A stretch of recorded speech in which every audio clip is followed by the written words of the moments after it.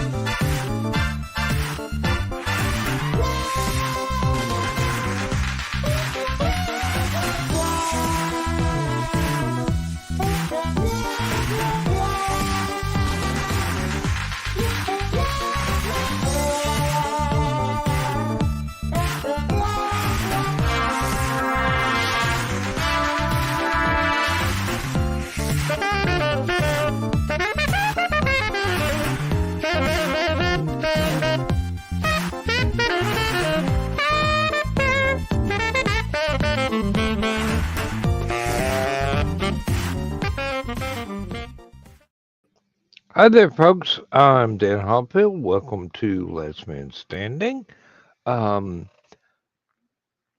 Stupid Clock ran a little bit longer than I anticipated. So I need to run down the hall real quick because my bladder is bursting and I'd kind of like another tot of rum. So I'm going to leave Aunt Donna in charge as she has the God-given right to. And she and Paul are going to try and fill in a blank there, but my chair will be empty, but my ears are on, so Mute your mic. Yeah, I'll mute my mic because nobody needs to hear me in the bathroom. All right. Let's see.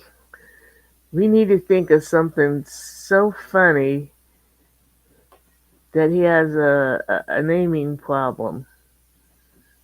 Don and I did that to him one night. And it's a challenge. That is a challenge. It's a challenge now. On the spot like that, just yeah. Maybe his bidet will fight back. He's a good old country boy. I don't think he has a bidet unless he. You never know. Unless we make him laugh and he creates one himself. That was a good Zach Galifianakis skit on Saturday Night Live. They did a whole thing about, do you have a bidet?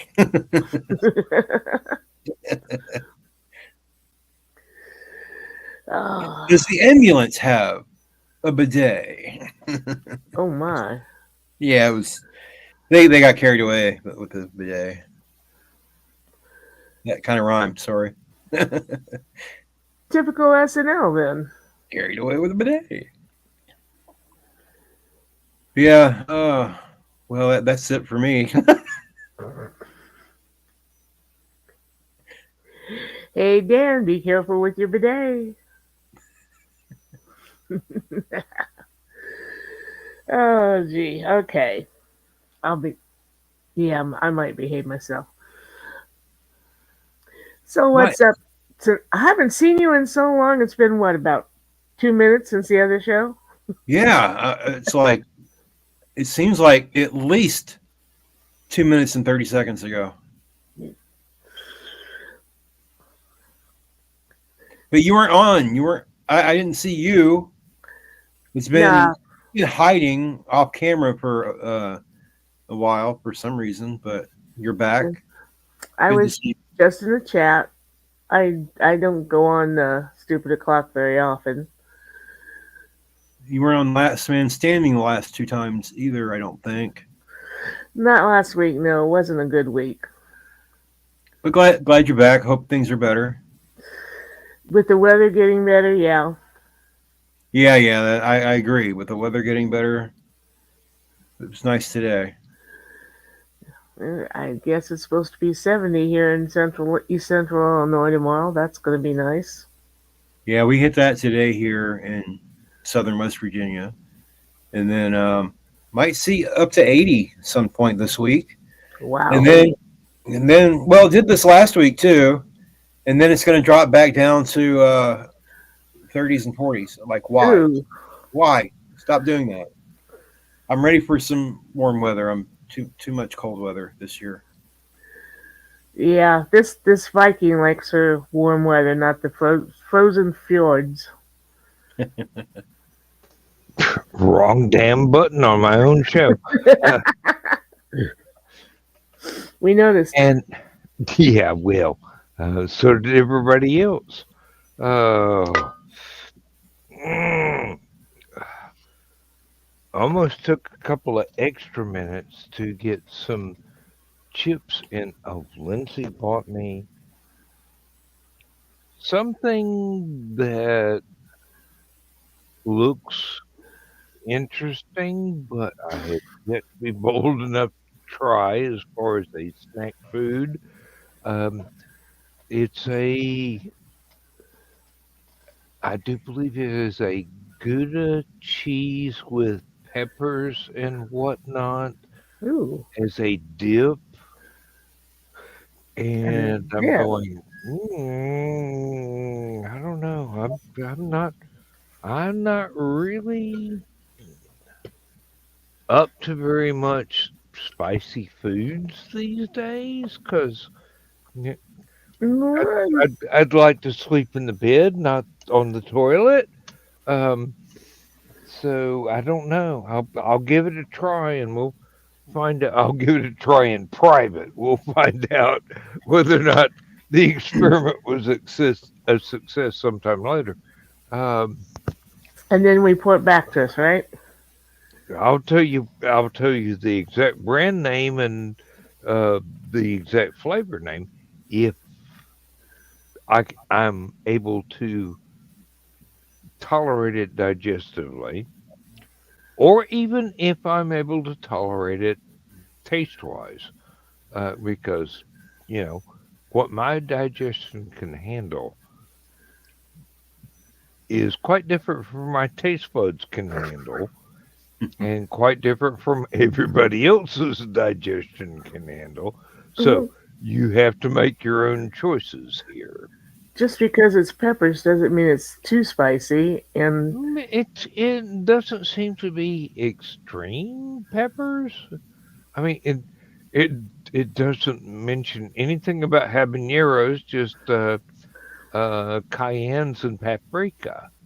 So that should ooh, not be too bad. Paprika's not bad, but cayenne can get pretty hot. Yeah, I know. We used to grow those.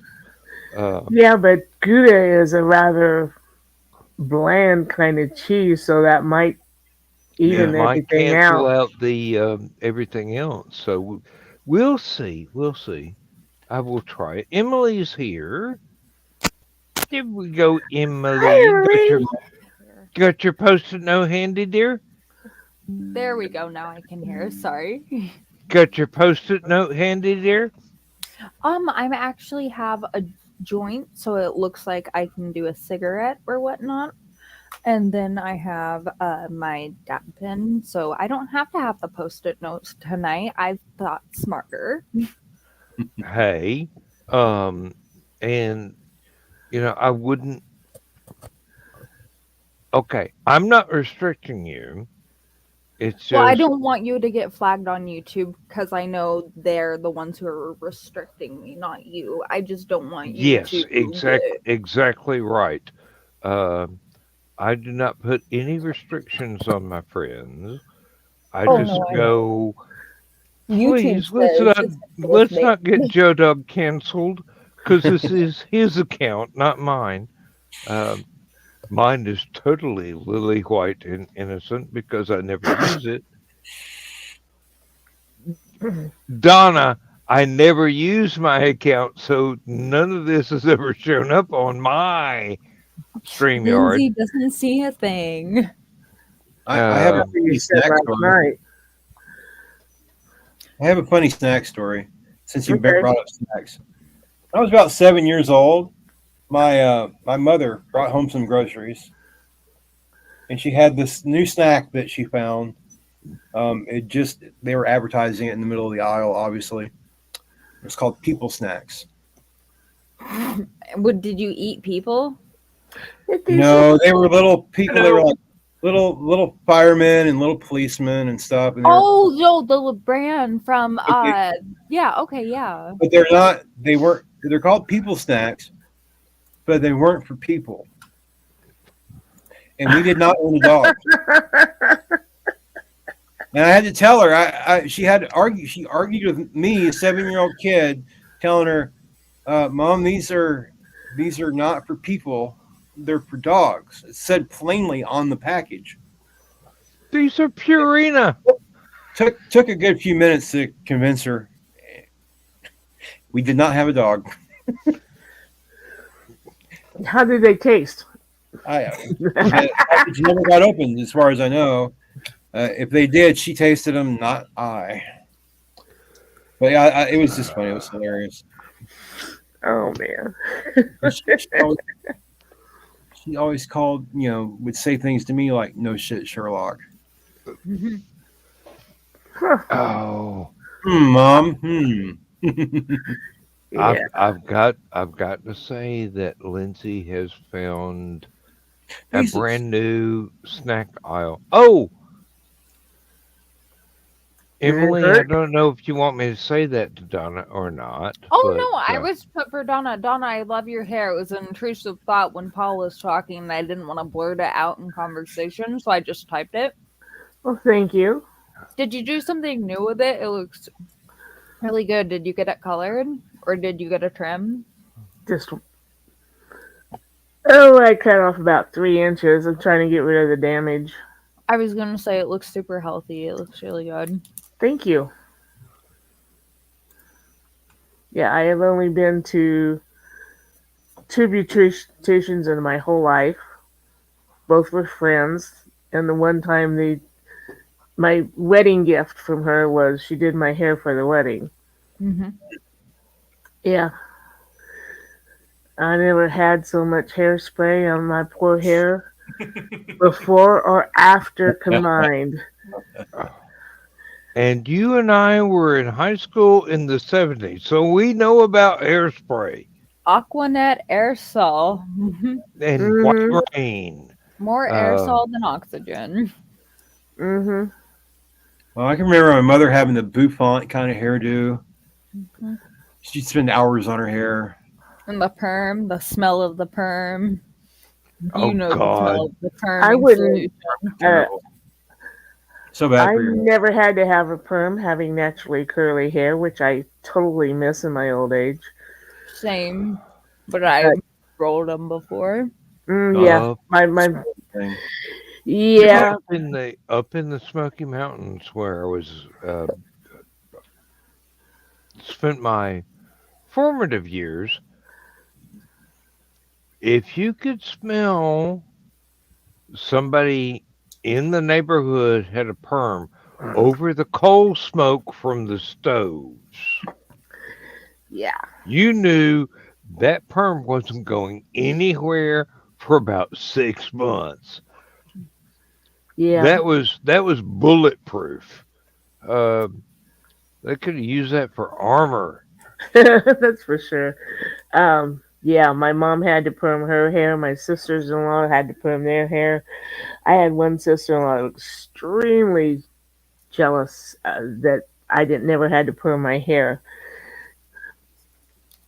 And then I got to tick her off. I was the last one in the family to get my ears pierced. My mother had her ears pierced before I did. My niece had her ears pierced before I did. So I finally went down and got it done. Suffered for the 6 weeks. Just so painful until it healed. But after it healed, I could put anything in my ears. Cheap, expensive, didn't matter. Oh, And the one sister in law who was jealous about my hair was ticked off about that because she had to buy the more expensive hypoallergenic earrings in order to wear them. Fancy shit, yeah. uh-huh. Lindsay is allergic to almost every earring, pierced earring post that has been made, except Hmm. for the really expensive shit. 14 And karat, 24 karat gold is about the only thing that's hypoallergenic. yeah, and if she doesn't Oh, hey, Hermes, buy please those, stop. she Hermes, cannot wear them for more than half an hour. That's a cat. please. Cat butt. Cat butt.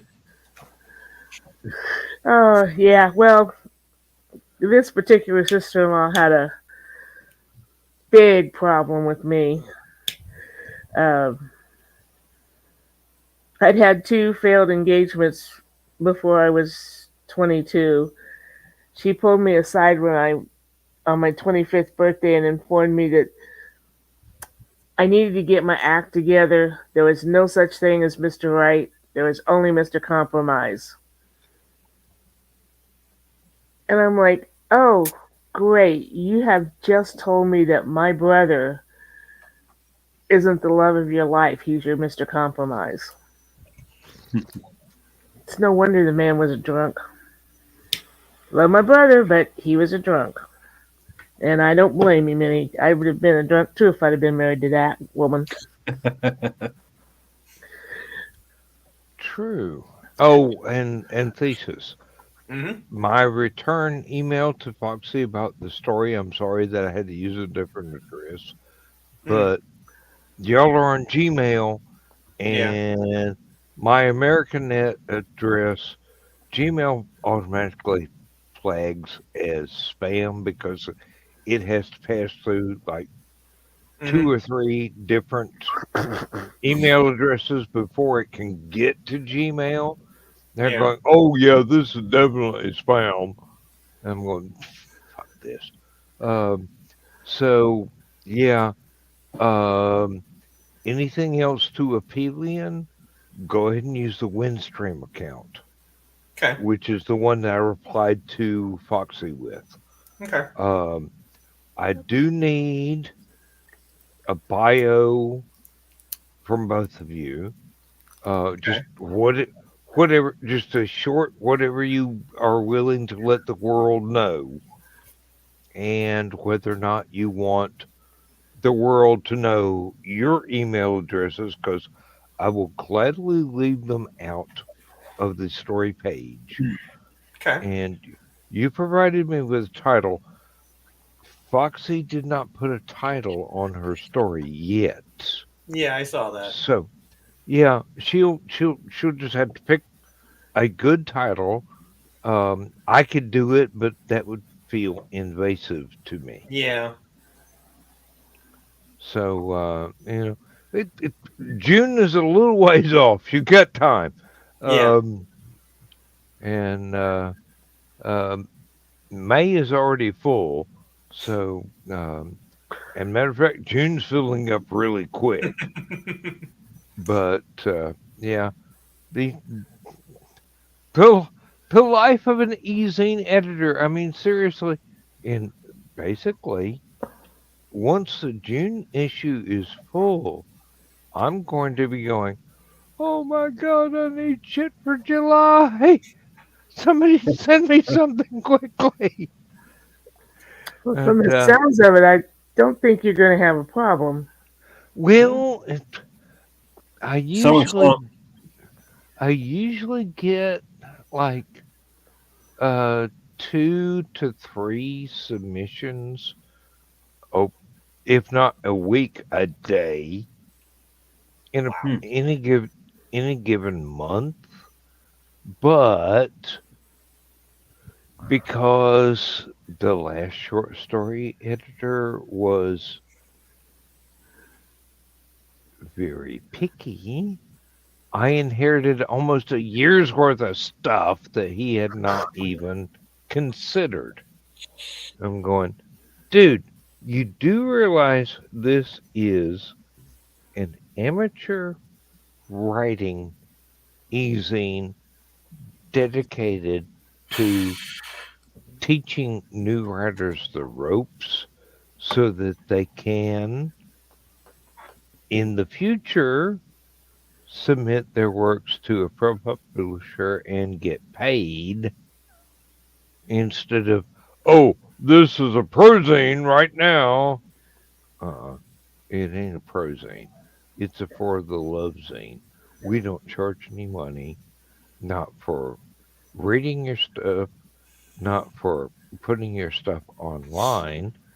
What we're trying to do is give you the edge you need where if you approach a pro publisher, you get accepted because you know the rules. Read the submission guidelines, stay within whatever their requirements are, and tell the best story you can tell. That's it. That's all it takes, really. And you can you can go anywhere. And if you're not satisfied with the 2 year delay between submitting a story to a pro publisher and having the book appear, Lulu.com does exist. Am I right, Aunt Donna? Yep. Yeah. All you got to do is the only difference between a publisher nowadays and being indie is pro publisher will provide you with an editor who may or may not understand the genre that you are writing in. If you're lucky, they do. Mm-hmm. And if you're And unlucky, you'll be like a friend of ours whose first book was with a real publisher, and the first book was good, but the editor was crap. mm, well, in in my personal experience, the editors were always highly qualified, but may not have been as versed in the nuances of what I was doing because I use a lot of literary references. So if you have not been reading shit since the 40s, you might not get everything I drop into a story as an Easter egg. Um, but that happens from time to time. It's not enormously common, but it's not uncommon as well, depending on what it is you're writing what genre you're in, or how deep the well of your previous experience with these different tropes and whatnot are. Hmm. Um,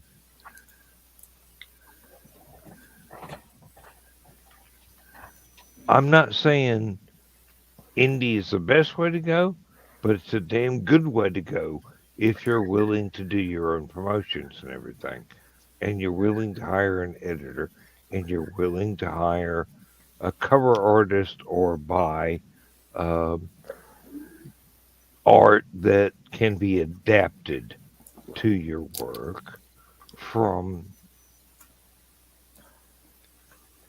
oh, what's the word, Donna? What's the word? Um, it's not public domain. It's um, because you have to pay for it, like Well, not Michaela does. necessarily. Not necessarily. There are several sites that just give away images. Yeah, So I've I mean, borrowed a couple of those. yeah, you can go several ways with stuff like that. Um, my book, Waiting on a Star.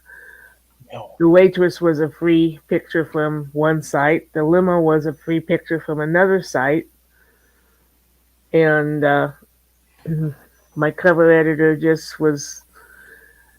He's talented. But knowing who your cover editor is, yes, he's fantastically talented.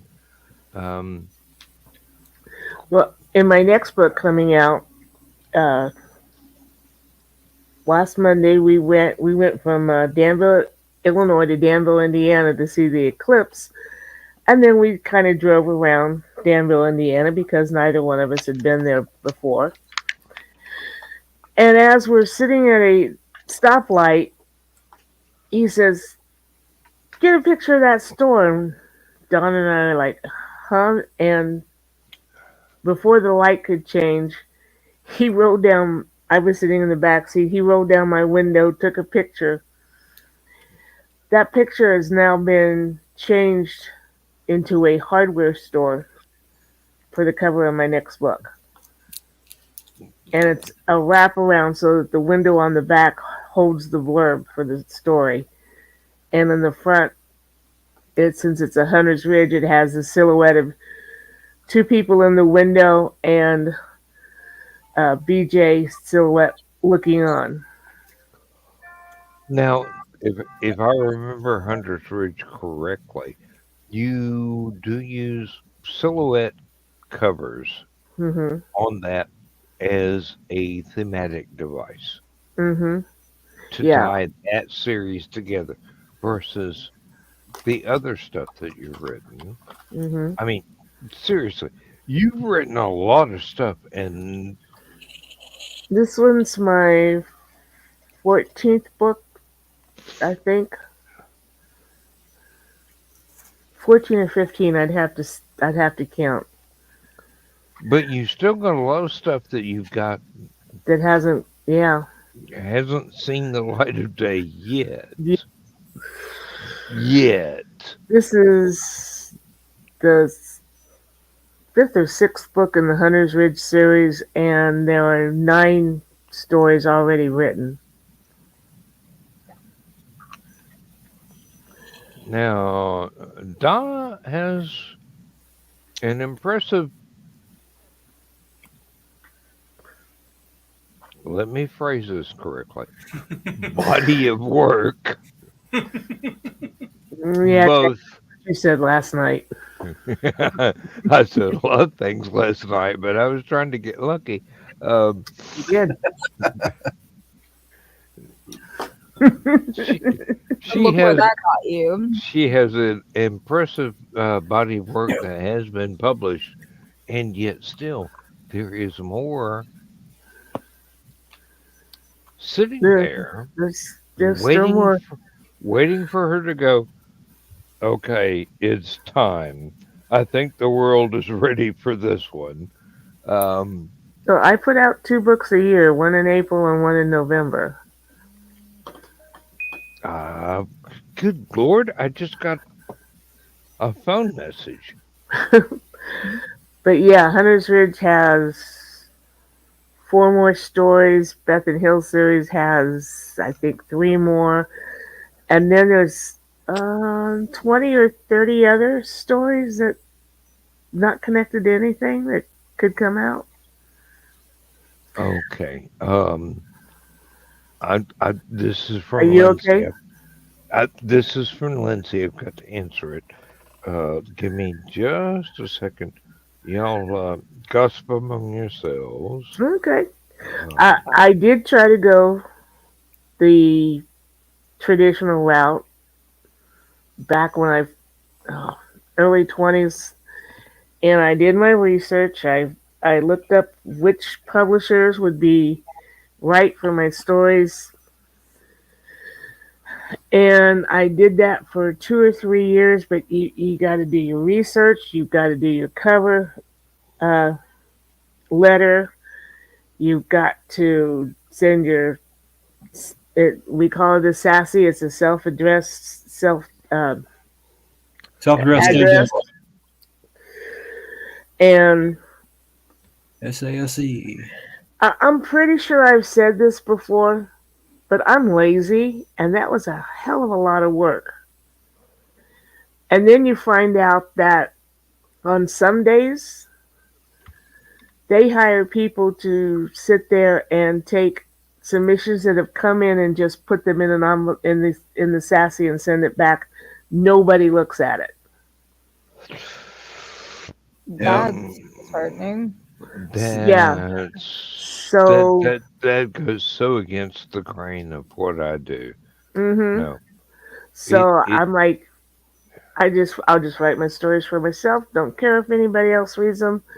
And then the Witzman dude came into my life, and he'd had um, good luck with self-publishing his memory, Shape Up Your Memory book, Hmm. and another book. And he came to me and said,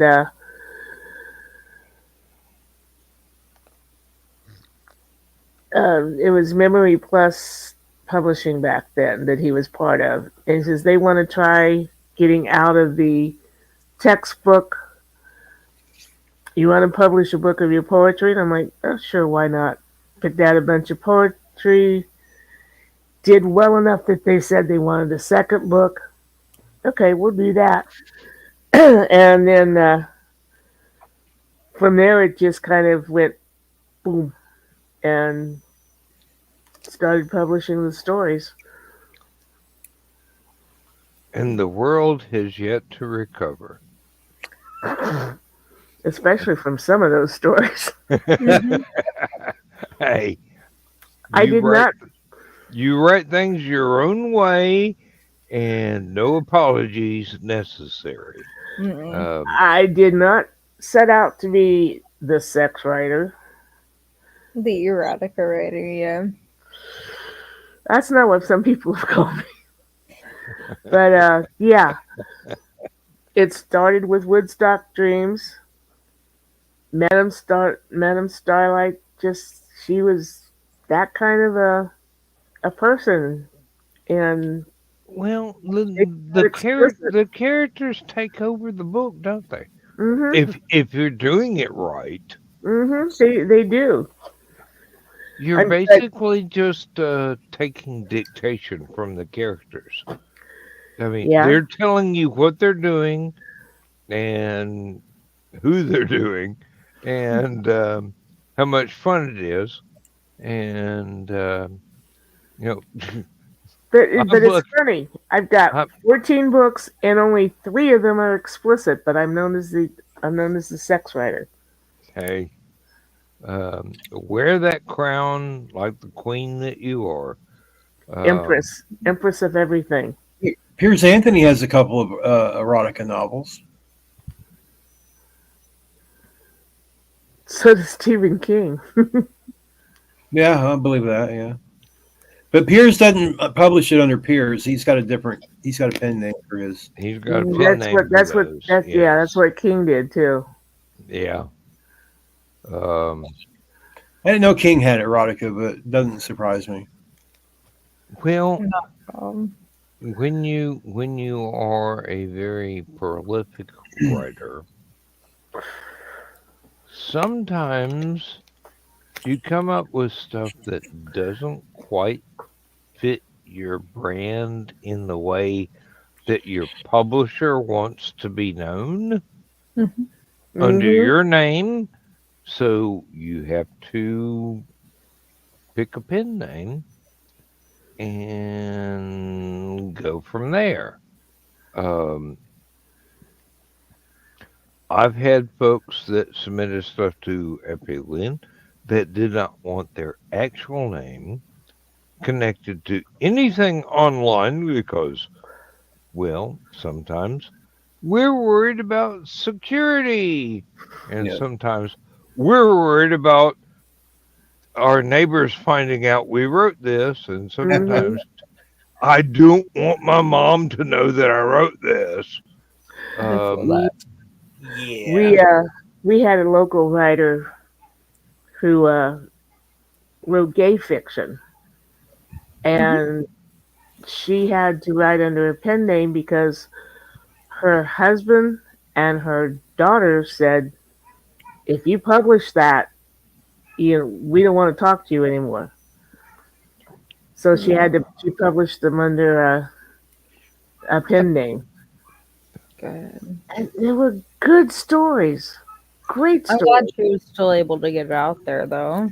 Well, there is a thing in families where we're proud of you for being able to write, but don't embarrass us. Seriously. Jekyll and Suzanne should have learned that lesson a long time ago, but no. Somebody who read, I think it was The Seduction of Lily Monroe, asked me what she made the comment. Well, notice you didn't publish that until after your mother was gone. What would she think of that story? And I'm like, where do you think I learned this shit from?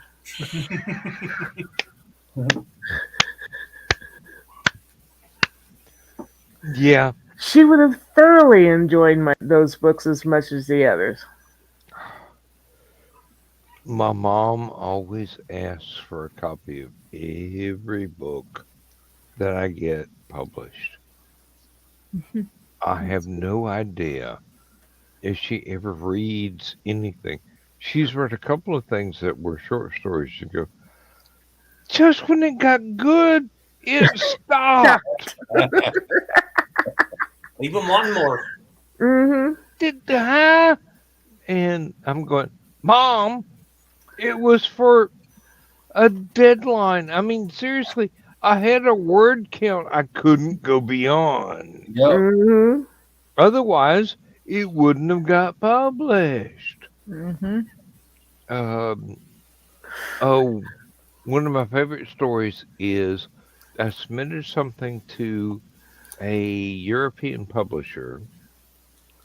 It was steampunk. And they got back to me about 2 months after the submissions deadline was and said, hey, we're really, really sorry, but Kenneth Lee just submitted a story to us, and we're going to have to cut your story out and not publish it in order to make room for her story. And it happened to about 5 other people in the collection as it happens. And I'm going, okay, A, you didn't send me a check yet. B, being bumped out of something by Kenneth Lee is a really great compliment to my ability. And furthermore, they go, oh, if we've already paid you. No, you haven't paid me yet because the contract said I don't get paid till a book comes out. And still, there's this thing in the back of my mind that's going, yeah, that story would have been in that book, but a world famous author said, hey, here's something 2 months late, but here's something. Mm-hmm. And I'm going, did you not read the submission guidelines, Tina? He's You're a world famous. He photo- didn't have to. She. Oh, Yeah. sorry. What No. really surprised me was my oldest niece is only 8 years younger than I, so we kind of grew up together. And she wanted a copy of every one of my books. I love my niece, but she's a prude. There's no way she's getting a copy of everything. I brought out the others, and I got the box, and she's like, well, aren't you going to give me those too? And I'm like, Nope. I will leave it up to you, but I'll bet you never read them because there's explicit sex in them. Mm-hmm. And she kind of looked at me, and her boyfriend says, put them in, I'll read them. Okay. Her mom says, put them in, I'll read them. Oh, no. No, I got it. Well, after some of the comments she's made about my brother, my sister-in-law probably would. Hey. I've got 2 erotic short stories I wrote for my ex-wife when we were together. They need a little polish, but I need somebody to read them that can, I don't know if it's any good or not. I don't think she likes stories them. are probably good, but you need somebody to proofread the sex. Not John really is right bad. here. Just a story. I'd be willing. I do a little bit different because I write like I wrote more of a story and then the erotic parts were more towards the end, like no pun intended, more like the climax of the book. Or not the book, but the short story. I mean, because it is a short story, or they are short stories. So, but one is based on the song Seven Spanish Angels. Okay. And the other one is just something. It's called, the title is Motorcycle Adventure. It's just because I don't have a better title for it. But Hey, it's just different. Then I've got another one. It's not really erotic, but it's borderline. It's a short story, kind of almost flash fiction, I guess, based on the Corvette song by George Jones. When I was beta reading Carl's Or inspired by the Love and Death Down Under, he's got a scene in there that he calls a sex scene, and I'm reading it and I'm like, oh, that's so cute. Ouch, man. Come on. But no, it was really, adorable. really.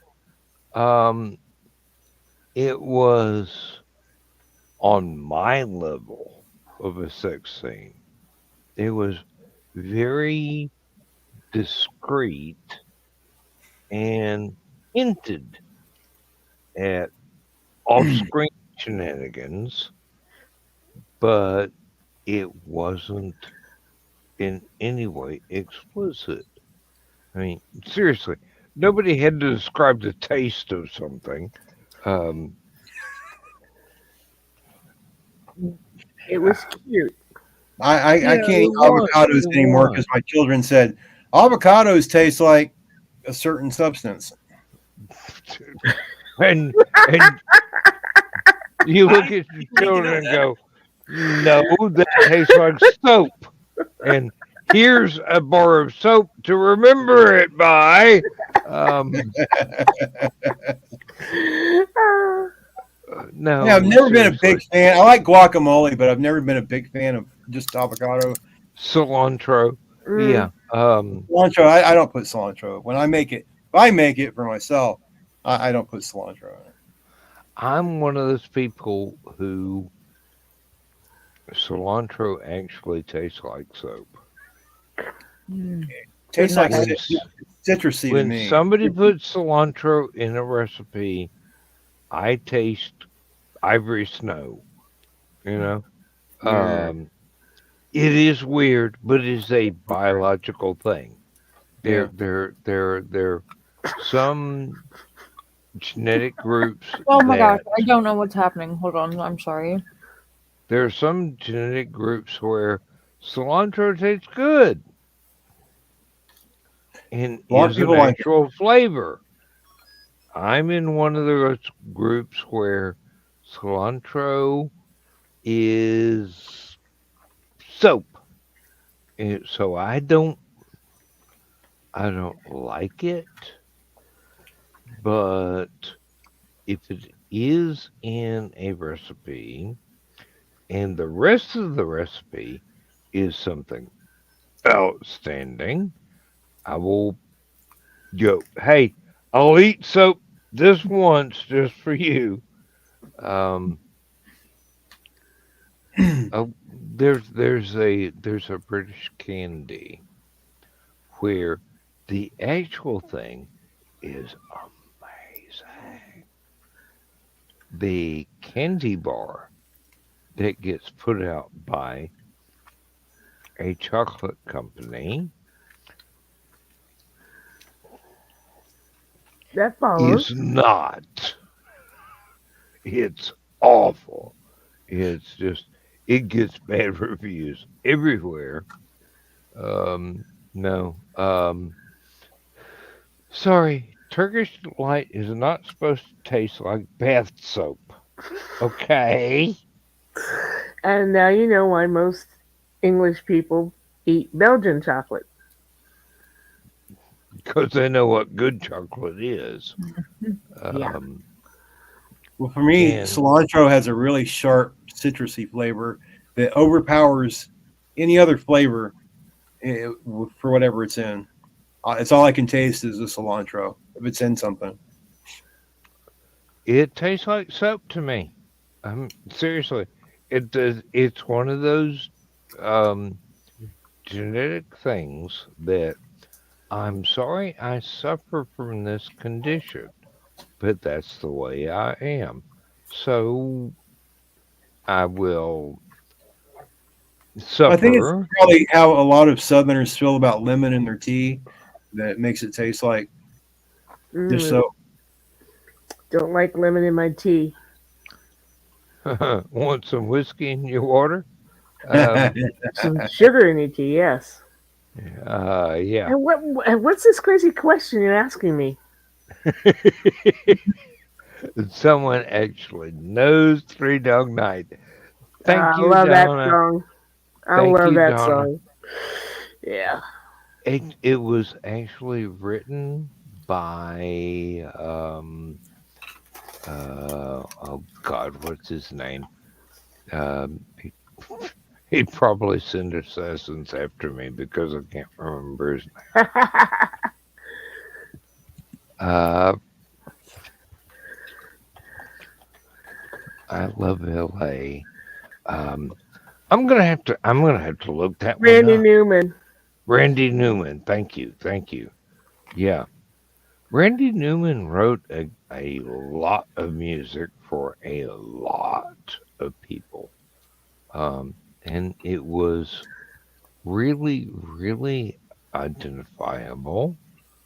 Um, not only as his style, but became their style as well. And Hmm. he has written some stuff that was more than marginally offensive to certain groups in the public. Um,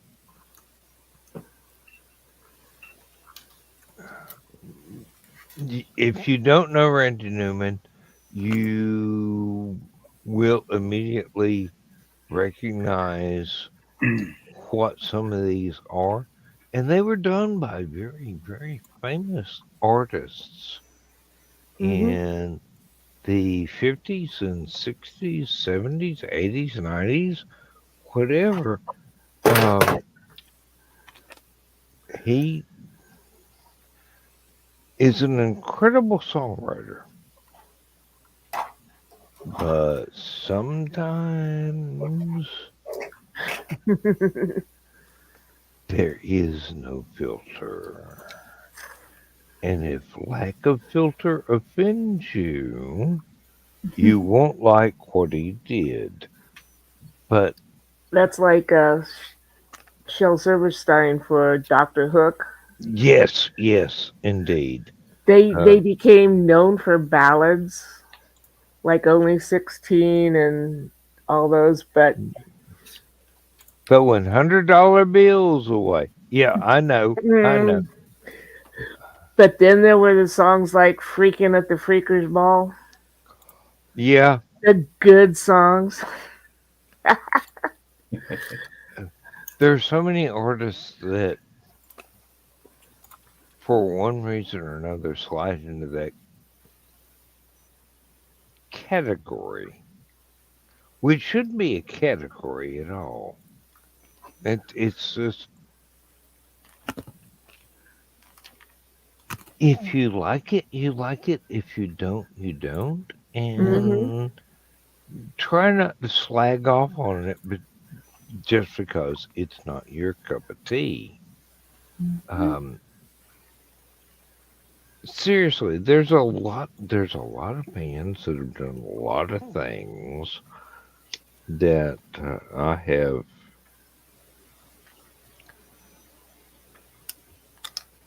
in my mind said, ooh, I wouldn't have done that if I were you, but I'm not them. And I'm glad they did it because it's fun, but it's a guilty pleasure. I get that. Yeah, because there are parts of their public and private personas that would be,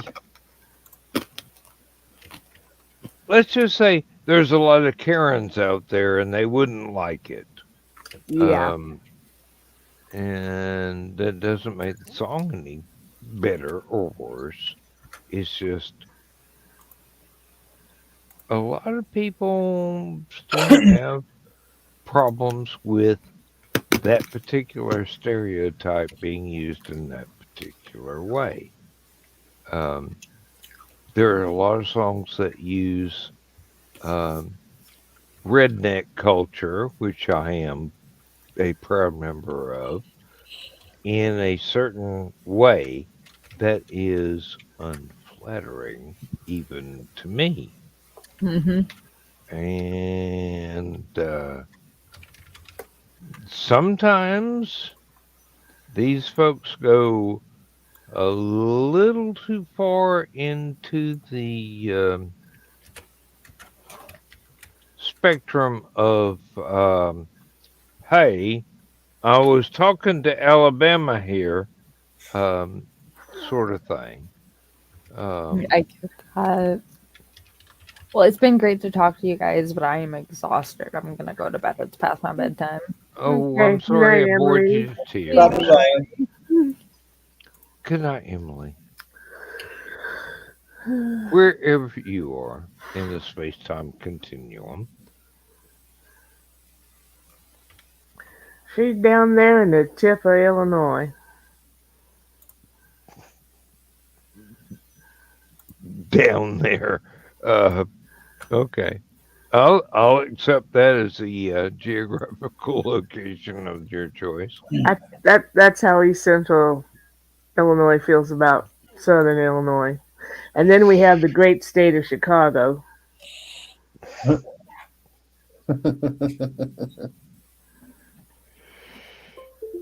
love the mayor or the last mayor. It just Lightfoot. She's getting paid. She's got some kind of job or job offer. It made the news. Getting paid millions of dollars for teaching something that she was like completely out of character. I can't remember what it was right now, so I shouldn't have brought it up. But it was something. and that's different from our other subjects, Hal. True enough. That's true. Yeah. So I guess I should get comfortable with coming up with some dead ends. So I'm good at that.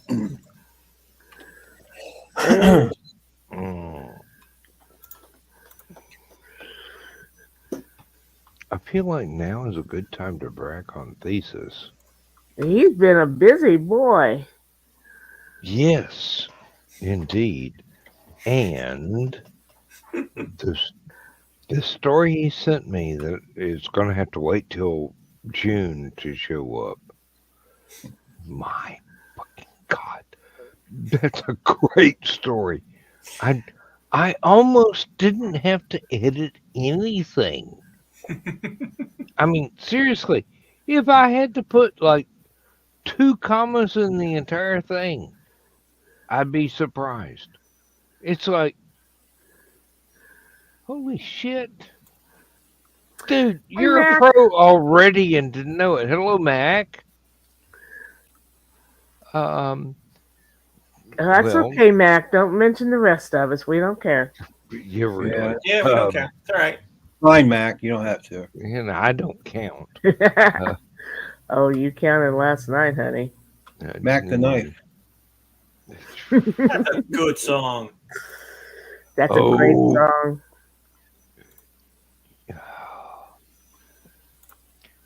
Everybody except Donna was probably too young to ever experience Bobby Darin's variety show. Oh, yeah.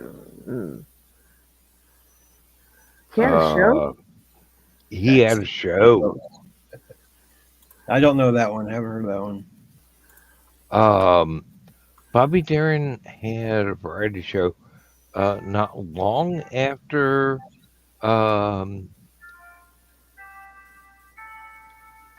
Jared Lewis and Dean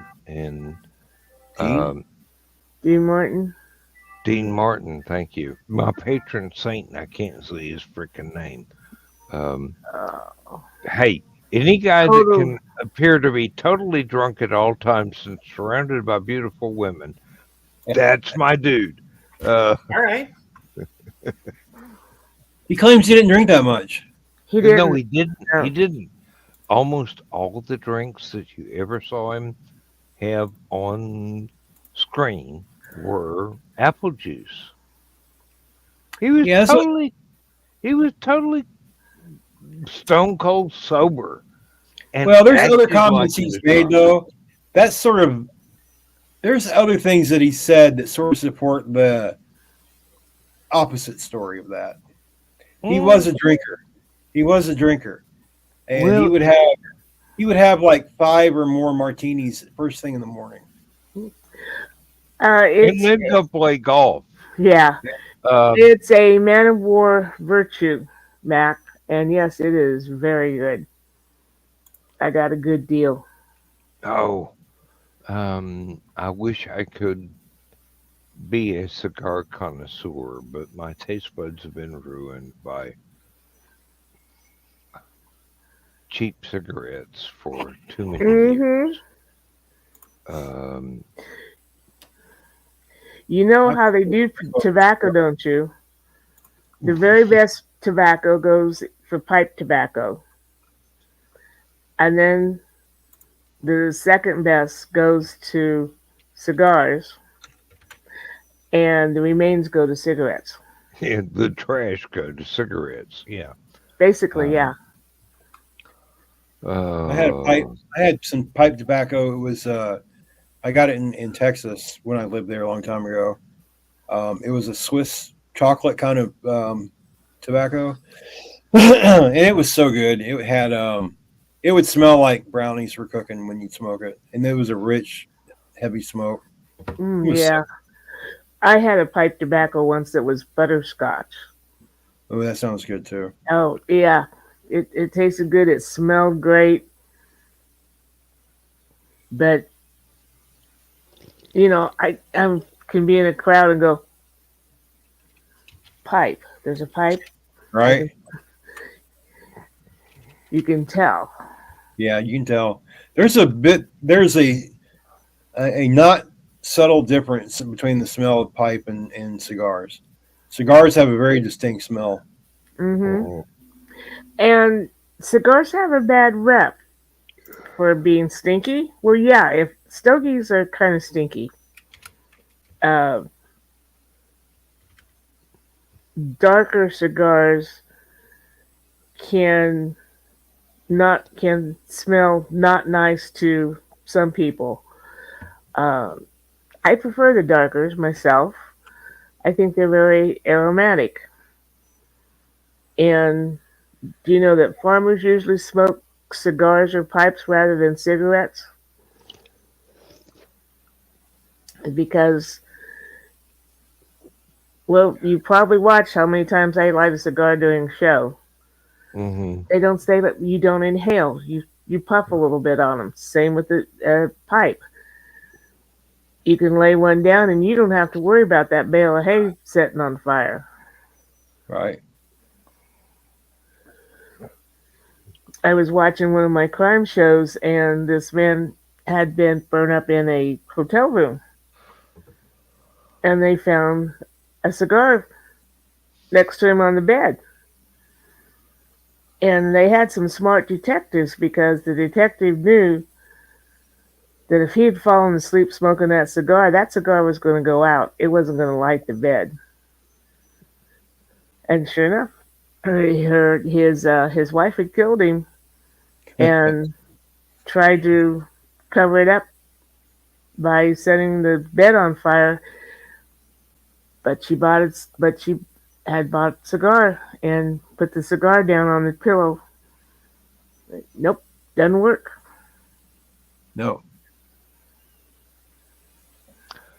Mac. There was a young lady of Oakham who would steal your cigars and then soak 'em in honey and rum and smear 'em with gum so it wasn't a pleasure to smoke 'em. Well, now the honey and rums could be. Yeah. I've had some Uh, honey infused and rum infused cigars that were pretty good. um, Clinton had the famous Monica cigars.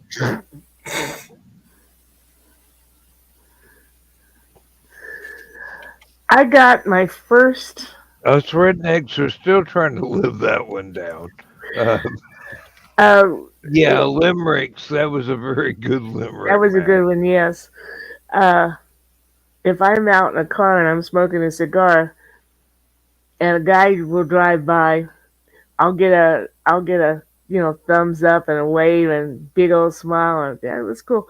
I got my first thumbs up from a woman the other day. We were sitting at a light and the car next to us pulled up, and when that car next to you pulls up, you look at it, and she had pulled up so that I would notice, and she smiled and gave me a big old thumbs up, and I'm like, oh, thank you. Are you sure that wasn't because you got enormous tracts of land? Um,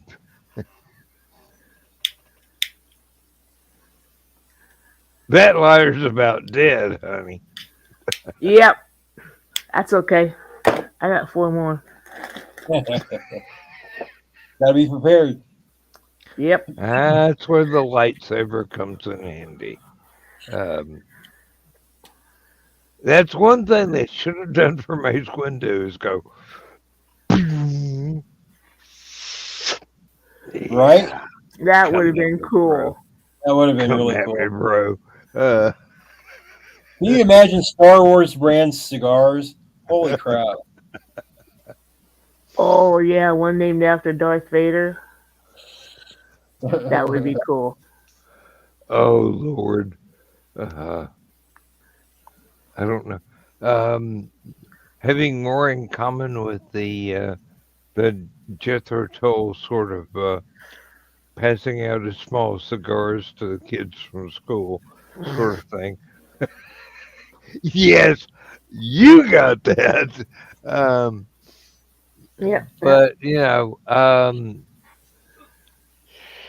ah, 70s was a great time to be in college. Let me tell you, you got four kinds of education, and only two of them had to do with girls. Um,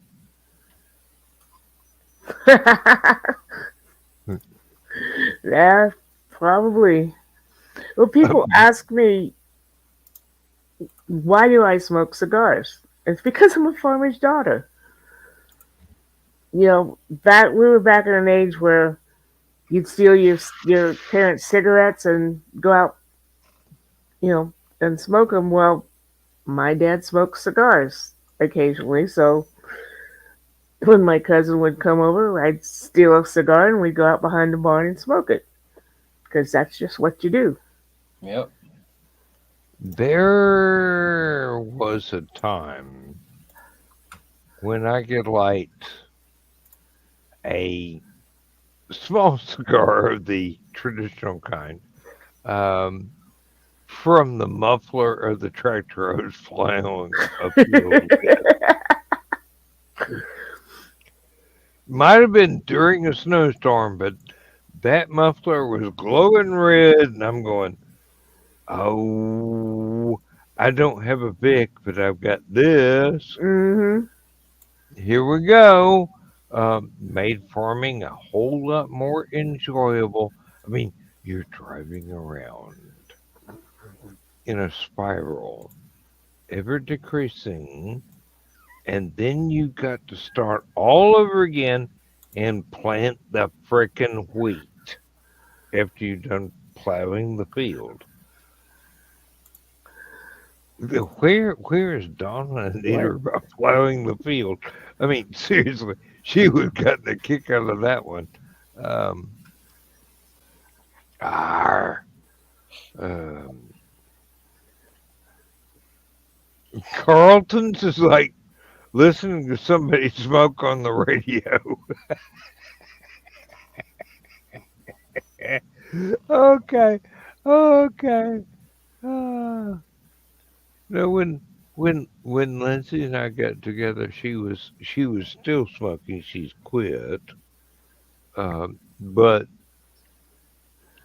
she had this brand of cigarettes that she was smoking.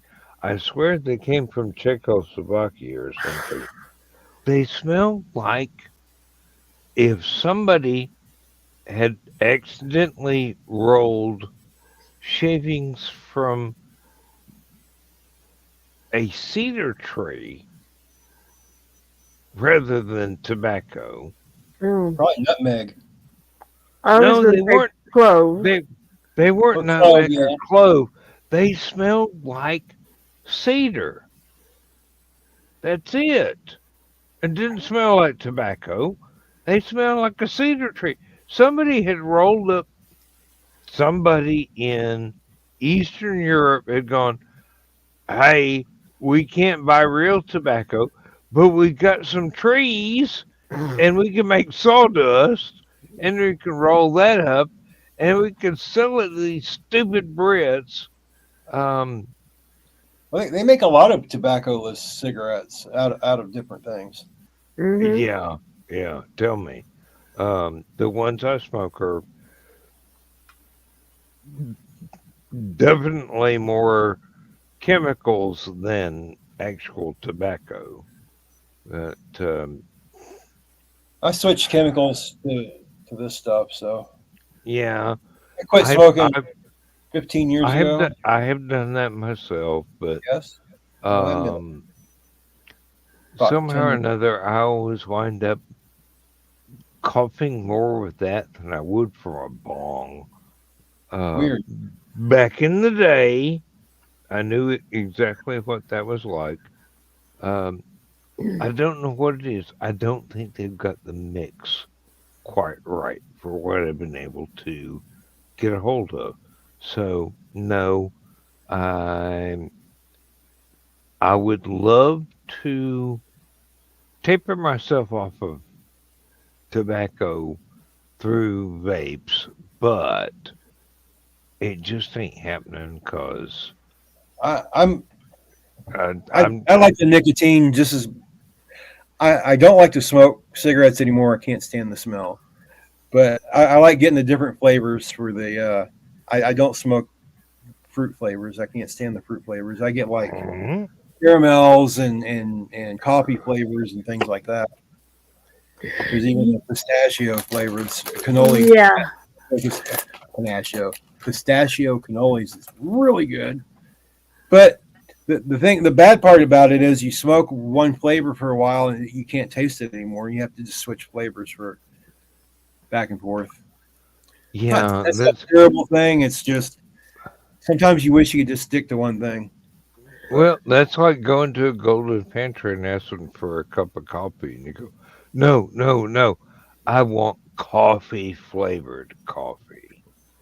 that's what Carl does. Yeah. Um, go to a Starbucks. No, I want coffee flavored coffee. I don't want hazelnut cream espresso with a pint of foam. Yeah. I want a cup of coffee. But Yeah. Starbucks Yeah. had a macadamia nut iced coffee last year. That shit was good. A It friend of just mine, is so good. a friend of mine wanted to quit smoking, so she took up vaping, and like you said, all the food smells, and she gained about 25 pounds in the first 3 months, Hmm. and she's like, I don't know why I'm eating all the time. I'm like, because you're smoking something that makes you hungry. Because every time I'd be around her, she did. She, You're smoking something that tastes like blueberry muffins. I'm like, Yeah, but when yeah, you're smoking, you can taste it, mm-hmm, but other people smell whatever you're vaping, but it's like cigarettes. You can't really smell it when you're. It can cloud up your room, but you won't smell it. Just like cigarettes, if you could have that cigarette stink all over you, and you can't smell it, but everybody else can. Oh And the yeah, taste, yeah. if anything, it's because whatever she's vaping is drying her mouth out. Mine dries my mouth out sometimes so bad. And if you dehydrate, thirst will disguise itself as hunger, mm-hmm. and you'll put shit in your mouth. Well, not anyway. Um, sometimes munchies are not actually munchies. You No. know? And don't Uh, eat the whole muffin. No, I didn't Hi, try. hi, I hi. didn't try the fun stuff until I was in my Uh, 30s. I've never had a problem eating the entire muffin. Thank you.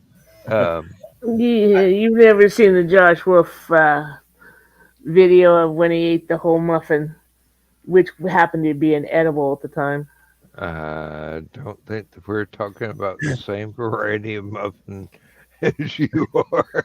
I didn't smoke the fun stuff until I was in my 30s, and the first couple of times, we went to the grocery store and bought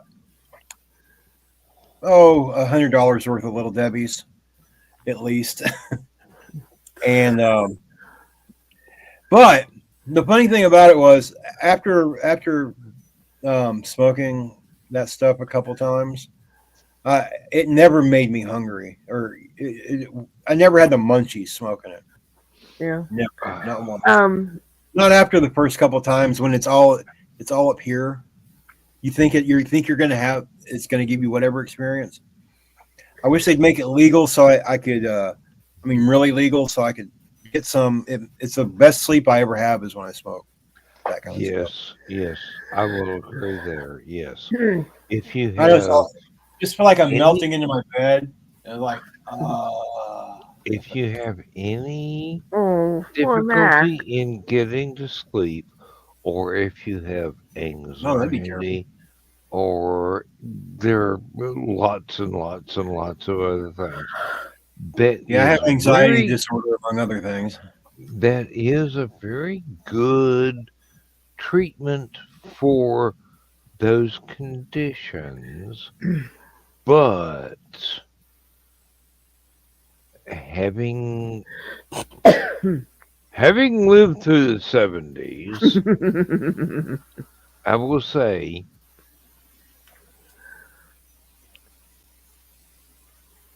the off markets get greedy, Mm, and you can throw away all of your money just trying to satisfy that craving that is not strictly an addiction, it's come here. psychological. And once you realize it's psychological, you can Come here. go, no, thank you. I've had enough now. I'd like to keep $300 a week out of my paycheck. And you can walk away. It's not easy all the time. It can be, depending on your willpower. As I'm sure everybody can say, anything that is not physically addictive and is only a matter of sufficient willpower to overcome. It's like laziness. If you have sufficient willpower, you can go out and do stuff. If you Yeah. don't have sufficient willpower, you will sit in your chair and watch cable TV Ian, until stop you talking fall about over me. dead. Ian, please stop talking about me. I was Not- going to say, I just said on the beginning of the show I'm lazy. I'm lazy too. I mean, Um, seriously, why do you think I've got computers to do all this shit for me? Carl doesn't particularly care for weed. He says it gives him a headache, which one day I'm like, sniff, sniff. Who brought the weed into the house? And why aren't they sharing it? And I followed the smell back to his office, and he had gotten cigars that smelled like weed. It's inertia and the ability to overcome inertia and the desire. The desire is more important. The ability is there. No, the ability is there.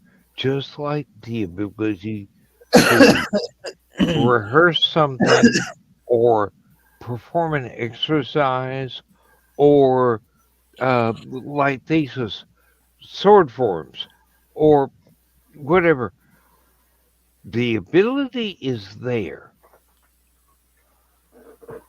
You have to overcome the inertia of, oh, that's too hard. Oh, that requires me to get up out of my chair. Oh, that requires me to put down whatever your vice of choice is. No, you can do it. Well, anybody can, but you have to do it up here first. And then you can go, hey, I can do the work now, and it is work.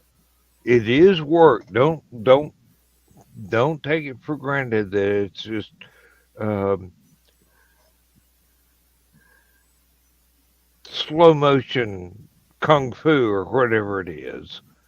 I mean, Tai Chi. seriously, Tai Chi is basically, yes, slow motion kung fu.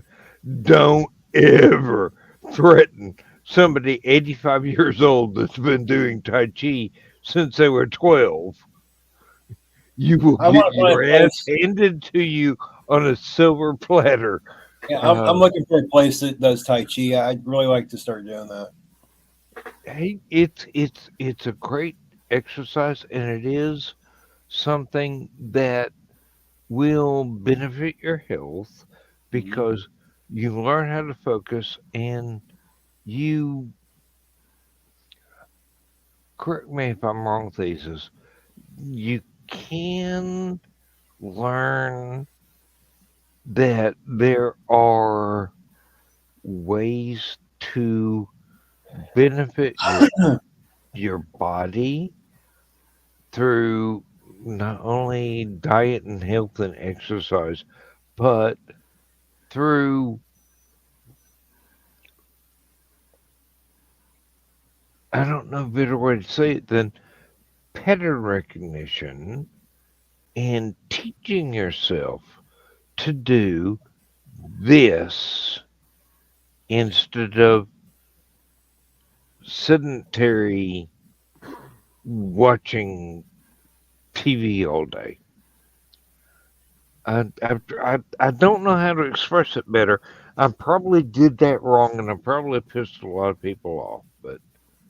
But uh, thesis, if you can correct me, I'll be very happy to be corrected. And then there are some of us who live to piss people off. Well, I know one thing I want to do, be able to do, is learn how to, when I'm older, learn how to fall properly, so they don't wind up dead like so many old people when they fall. And there's a skill to falling. Usually it's not because they've fallen, but it's because they can't get up and there's nobody to find them. No, I've known a couple that they hit their head and they Oh, well, hit your head, messed up, yeah. something Yeah. to their head. Or when my father fell, I mean, he was sick. He had heart problems and stuff. But when he fell, that did him in. He didn't hit. It wasn't his head. It was like started getting fluid on his lungs, and Hmm. they had my stepmother had to put him in uh, a home. It's supposed to be temporary until he got healthier. But then while he was sick there, he got COVID, and between the heart and the COVID and the fall, it was like, boop, that's it. Yeah, Uh, body just says no, thank you. Yep. yeah, Had enough. yeah, Yeah. and that's in the And my mother keeps falling. She's 77. She fell the other day flat on her face. She's okay, but she refuses to use a cane, and she's like, I'm going to start using the cane now.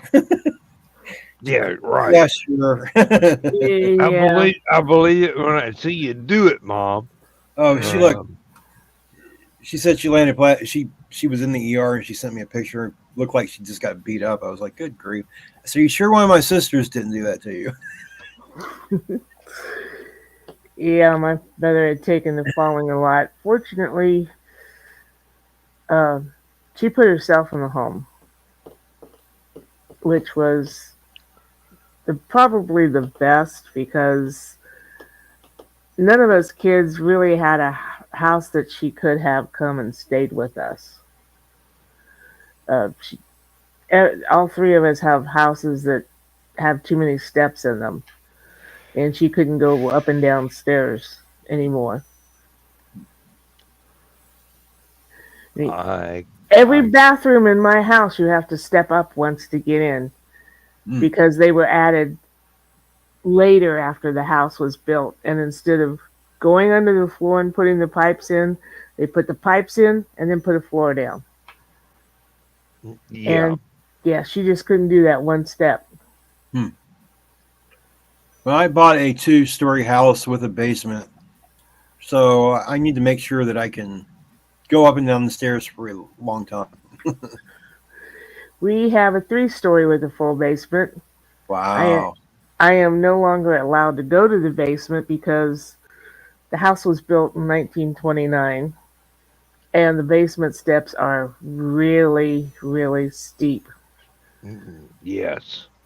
I've seen photographs of those steps, and I'm going.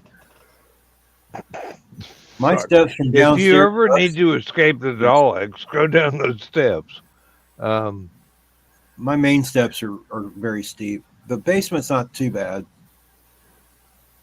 Well, these steps are like that tall, Oh yeah. Uh-huh. and Yeah. yeah,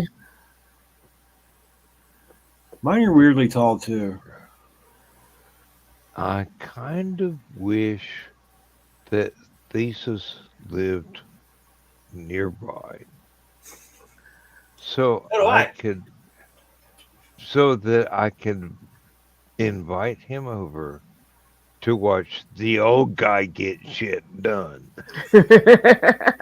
And you would be able to incorporate this into your exercises as, oh my fucking God, this guy's 60 and he can do that.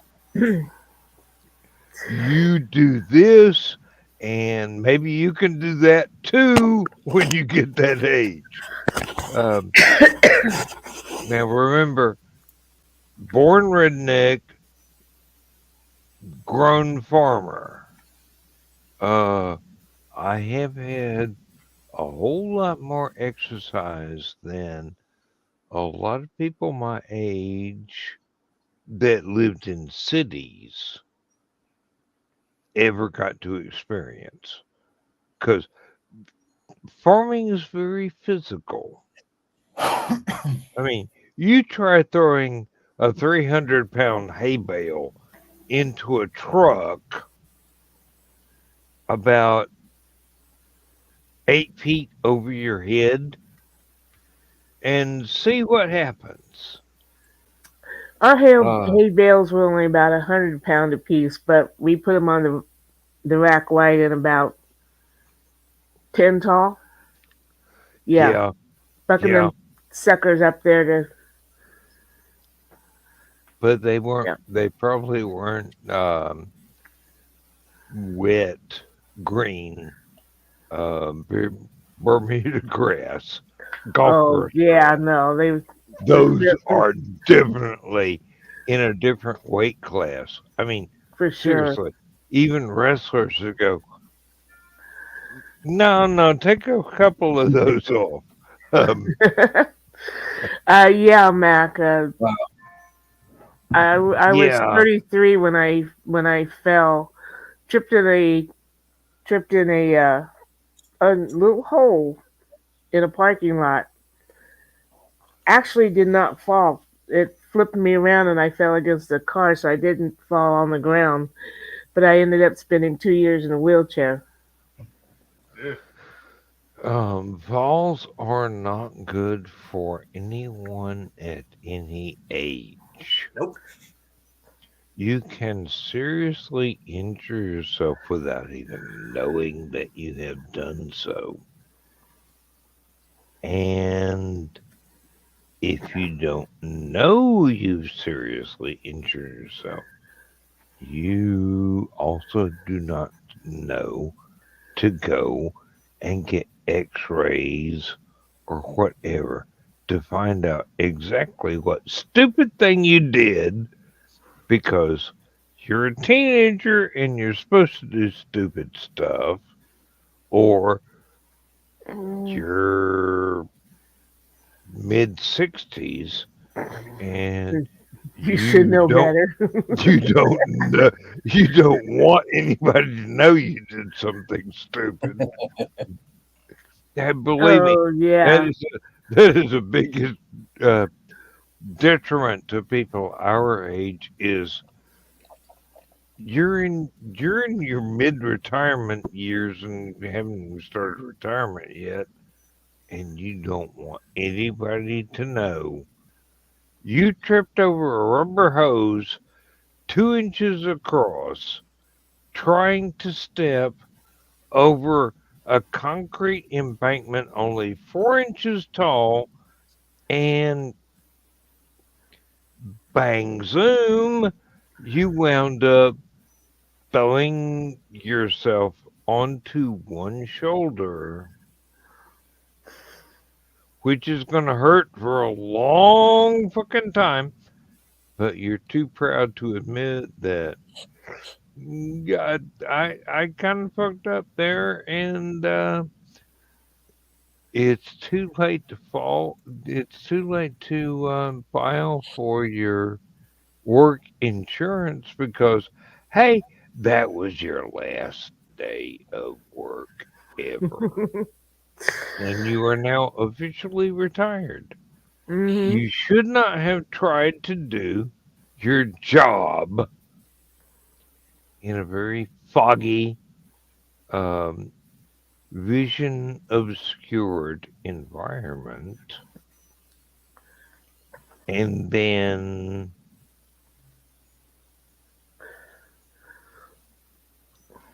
you no longer have the excuse of, hey, it's work related. Uh, no, it's retirement related because, hey, nobody can prove you did it there. Mhm. Not even the cameras were aimed my way. So, excuse me, that way.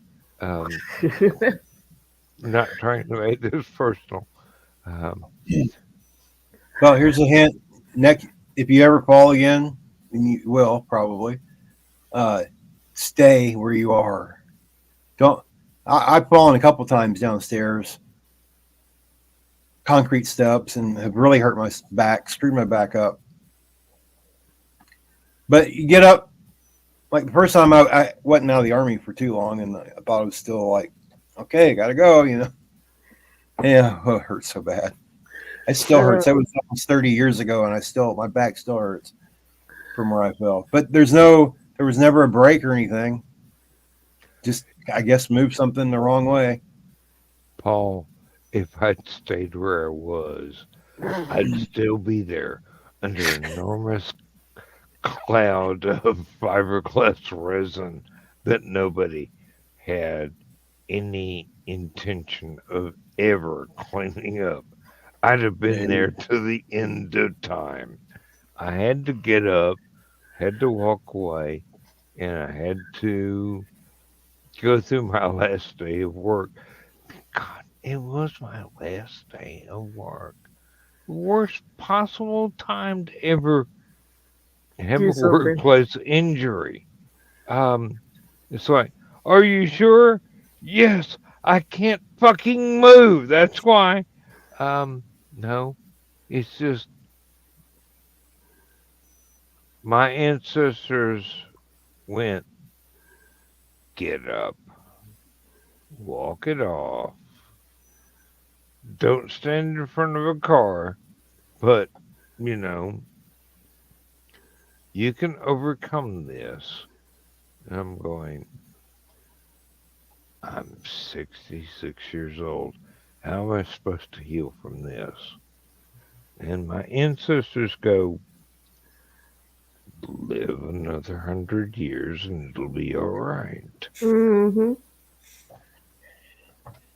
Yeah. Well, they're not wrong. You're not It's just, wrong, no. it's not expedient. Um, oh, that was a loud pop. Um, Well, my first 3 serious falls were all before the age of 4. I Wow. fell off the top basement step onto the concrete floor on my head. I was, and yeah, concussion. I had figured out that if the drawers in the kitchen were pulled out in a certain way, they made a nice little ladder up to the kitchen countertop that I ran across, fell off. I guess I not only landed on my head, but bent my body back over it. My mother thought I'd broken my neck, but no, it was just a concussion. Just.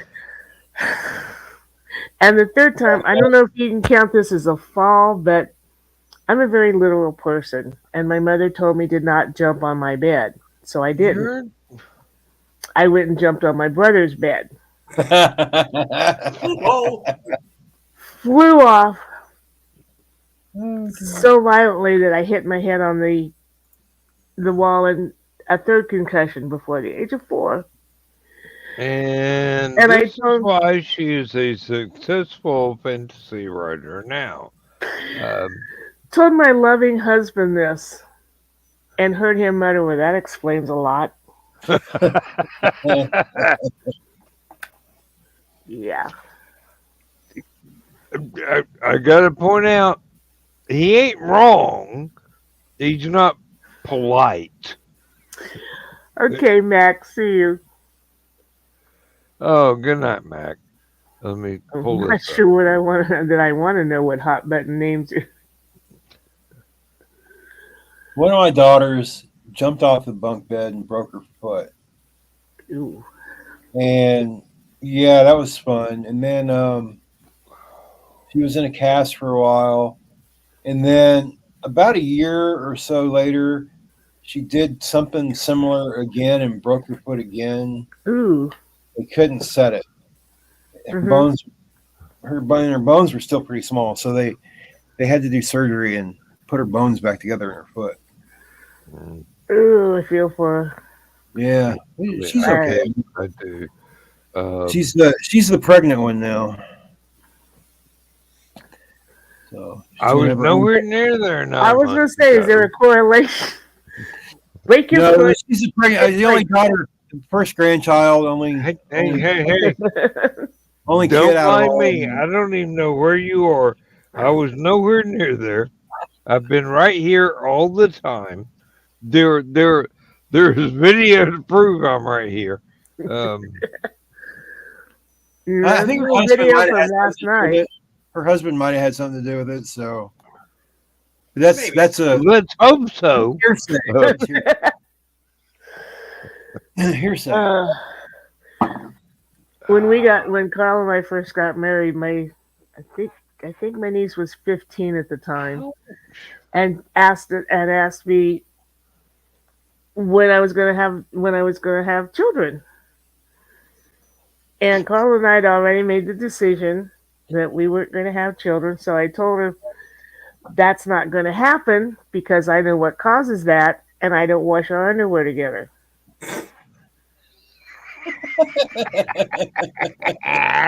Oh,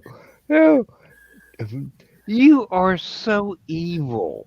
I admire you. For some reason, she didn't think that was so funny. I thought it was hilarious.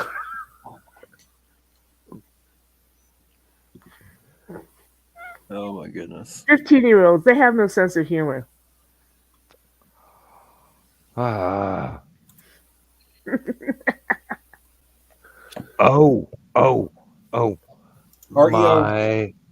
My oldest stepdaughter went to a not a church auction, but a church giveaway. Her church in the middle of Danielsville.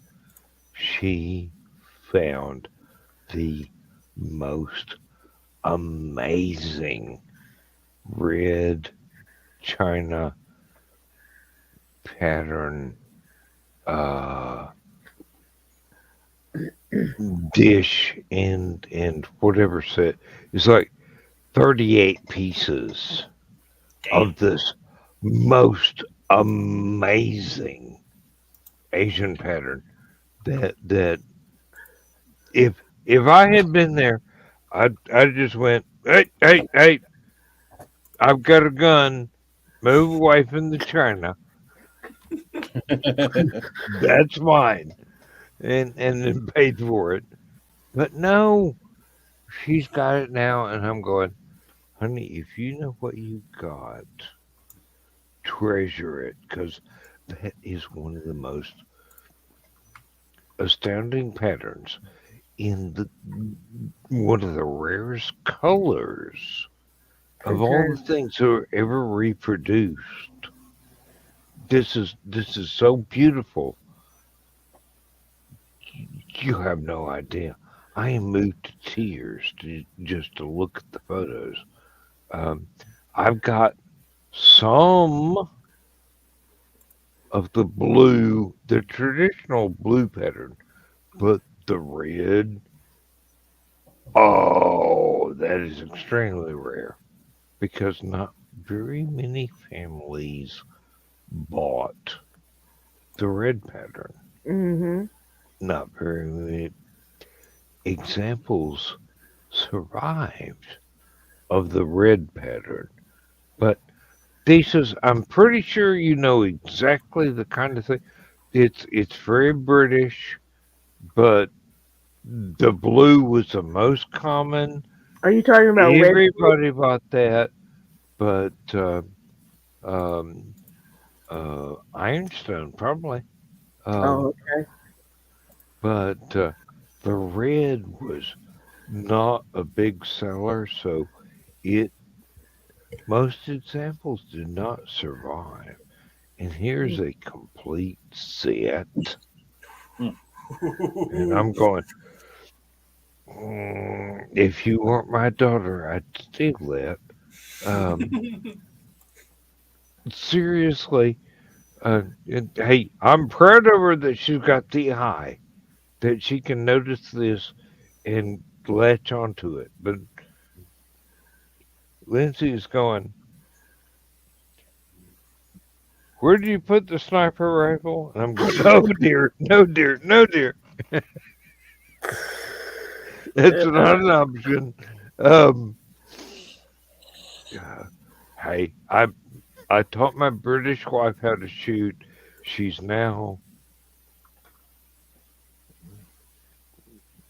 let's just say Jack Ryan would be really worried. Um, oh, Lord. Jack uses a pencil. Come on. Hey, no, it wasn't Jack Ryan.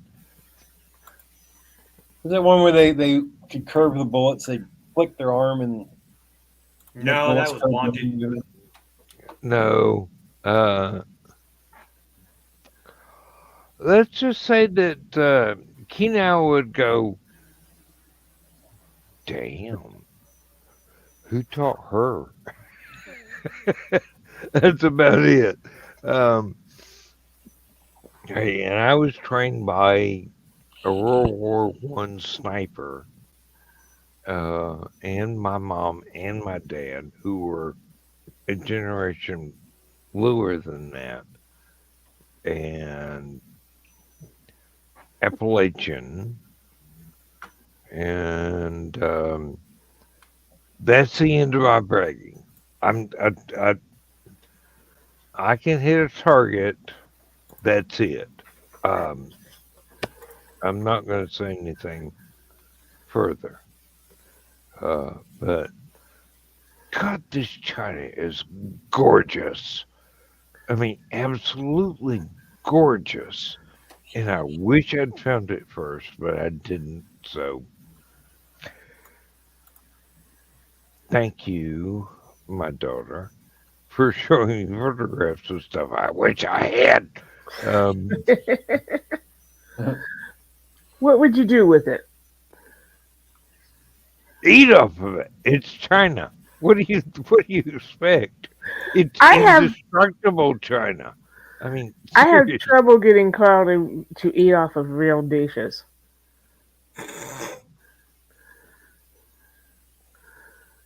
It's like, really? We have a dishwasher, which a lot of times goes empty in the bottom drawer because we don't eat off of real plates.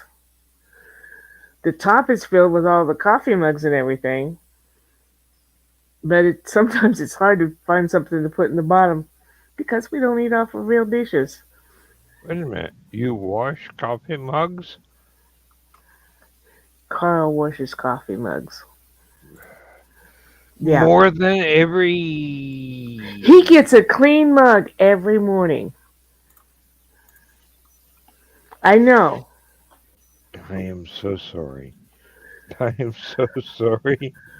Once you have seasoned a coffee mug, Really? you Yeah. you only ever wash the outside. Um, No. I knew one other person like that, worked at Sears in the automotive department, and the assistant manager, he would wait till the guy got his mug seasoned really good, and then he'd clean it out every time.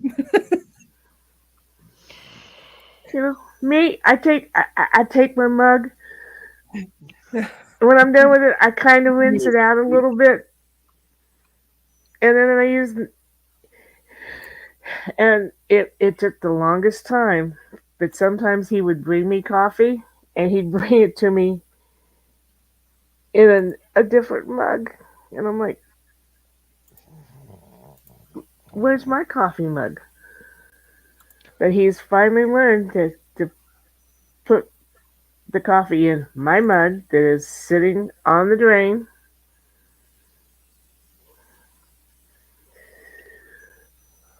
But yeah, he has a clean mug every day. Me too. I am so very sorry. I'm team clean mug. I have. And Lindsay leaves it there after carefully cleaning the outside. My Popeye coffee mug sitting on the Keurig right this minute, waiting for me to go and go, oh, Maxwell House, yes, click, click, punch. And basically, if she ever thinks it needs disinfecting or something, I'm going to go, oh, great, I'm going to taste Clorox for 7 weeks. Ooh. But if you think so, that's fine, dear.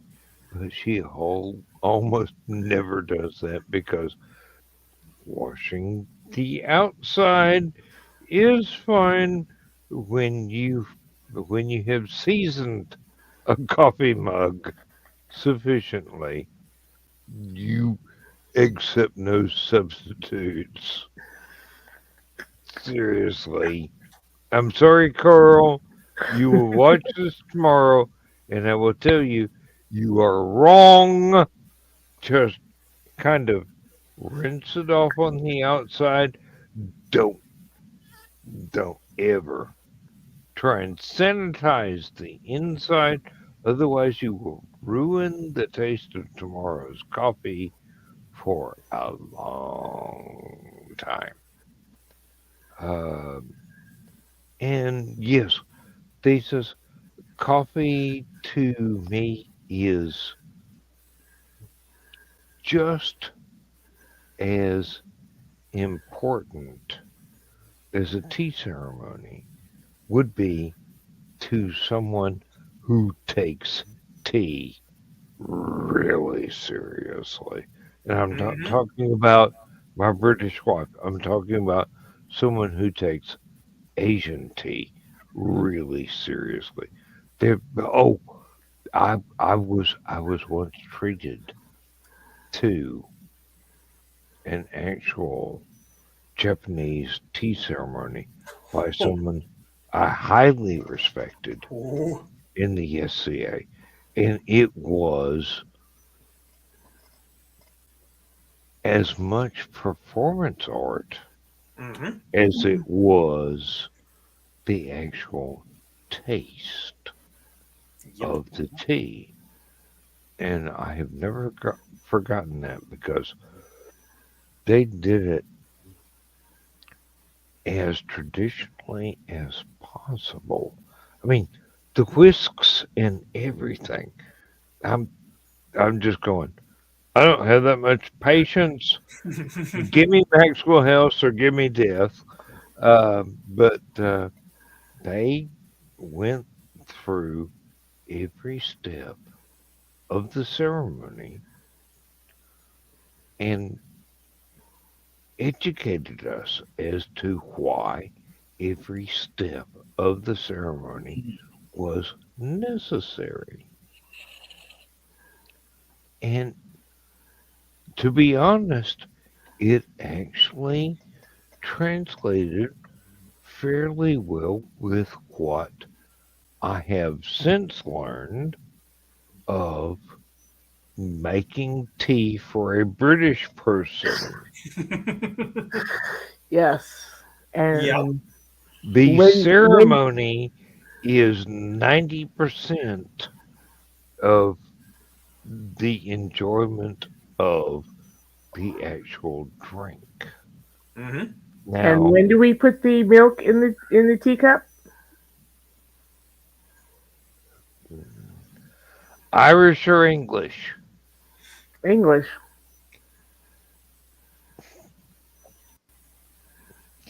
After the tea is brewed.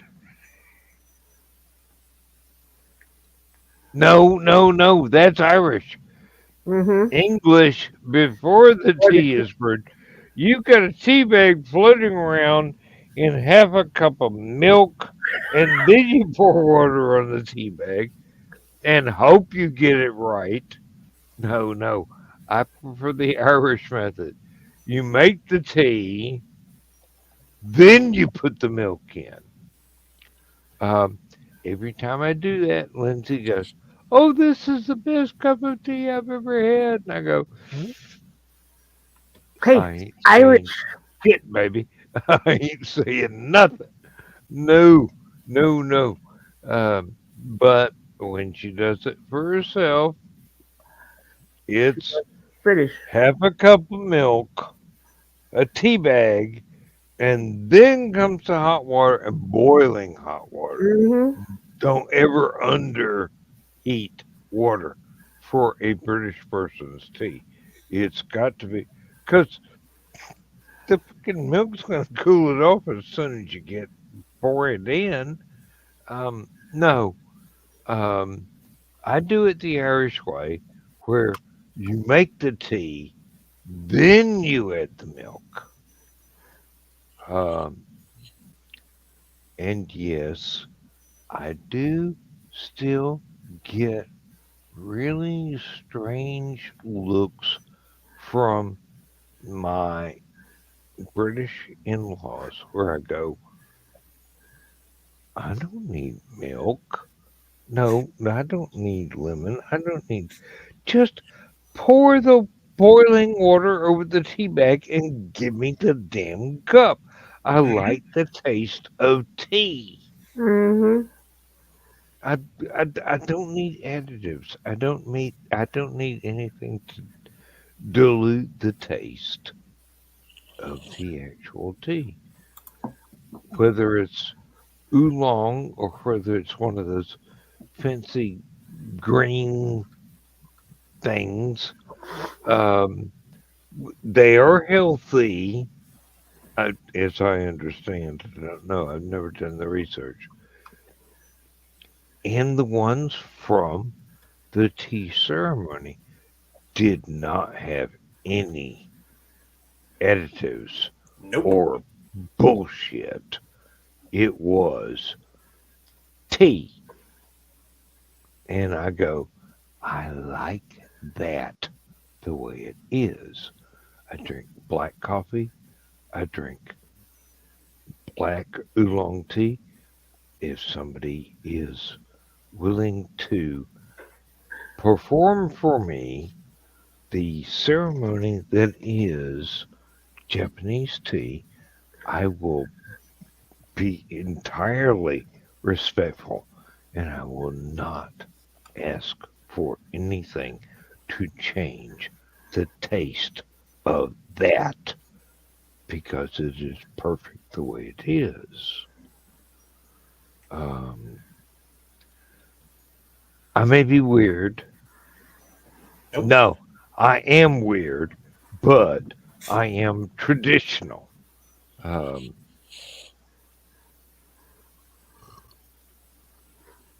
mm, I can't drink tea. whew, My you stomach, can't drink tea? my mouth and my stomach don't like it. Hmm. That's yeah, I understand that. I understand that. Um, there are certain things that I can't drink Worse when I because was. Go ahead.